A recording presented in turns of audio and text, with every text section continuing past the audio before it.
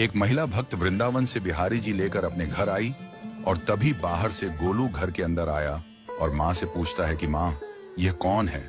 तो मैया ने बोला, ये भगवान हैं और ये ही हमारे मालिक हैं। अब तो घर में जब भी कोई नई चीज बनती तो सबसे पहले बिहारी जी को भोग लगता।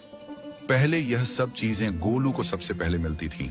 इससे गोलू बहुत चिढ़ने लगा और मन ही मन ठाकुर जी को कोसने लगा। एक दिन गोलू की माँ काम पर जाते समय बोली, गोलू, यमुना जी से मटके में जल भर कर लाना। जब गोलू पानी भरने के लिए जाने लगा तो जाते जाते बिहारी जी को कहने लगा, खाने के लिए तो सबसे पहले तैयार रहते हो, लेकिन काम तो मुझे ही करना पड़ता है। अगर यहाँ रहना है तो काम करो। कहकर गोलू यमुना जी से जल भरने के लिए चल पड़ा। गोलू जब यमुना जी में जल भरने लगा तो उसने देखा कि यमुना जी के अंदर बिहारी जी विराजमान हैं और कह रहे हैं, ला गोलू, घड़ा हम भर देते हैं। गोलू उनको देखकर हैरान हो गया और बोला, नहीं नहीं, मैं अपने आप भर लूंगा। लेकिन ठाकुर जी ने उसके हाथ से घड़ा ले लिया और भरकर घर ले आए। गोलू घर आकर डर रहा था कि अगर माँ को पता लगा कि मैंने ठाकुर जी से काम करवाया है तो आज मेरी पक्की पिटाई होगी। माँ ने घर आकर बिहारी जी को गीले कपड़ों में देखा तो एकदम से हैरान हो गई और कहने लगी कि गोलू, ये जरूर तेरी शरारत है, जरूर तूने ही इन पर जल डाला है। गोलू ने अपनी माँ को समझाने का बहुत प्रयास किया, लेकिन माँ ने उसको डांट कर चुप करा दिया और ठाकुर जी के भीगे हुए वस्त्रों को बदलने लगी।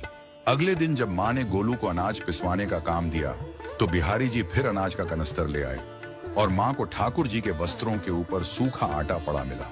तो माँ ने फिर गोलू को डांटा कि तुझे पता नहीं कि ये हमारे भगवान हैं और तू भगवान के साथ शरारत करता है। आज तूने फिर इनके ऊपर आटा फेंका है।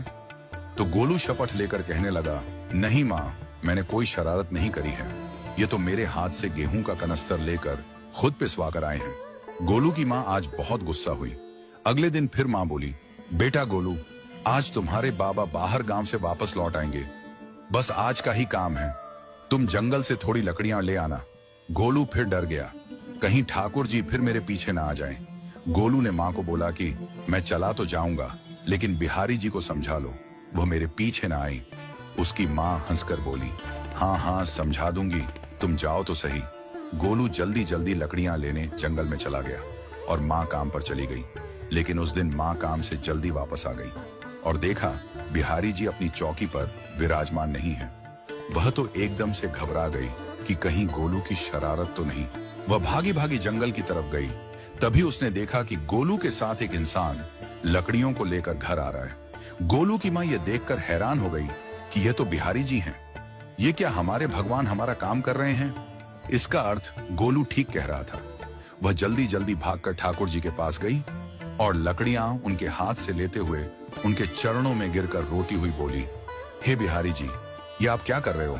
मुंह गरीब का काम क्यों कर रहे हो? ठाकुर जी मुस्कुराते हुए बोले, हमें तो तेरे बेटे पर बहुत प्यार आता है। सब लोग हमें भगवान समझते हैं, लेकिन एक तेरा बेटा ही था जो हमको अपना मानता था। अपना मानकर वो हमें डांट भी देता था, हमारे साथ गुस्सा भी करता था, और जो हमें एक बार अपना मान लेता है तो हम उसके मान के लिए उसके ही हो जाते हैं।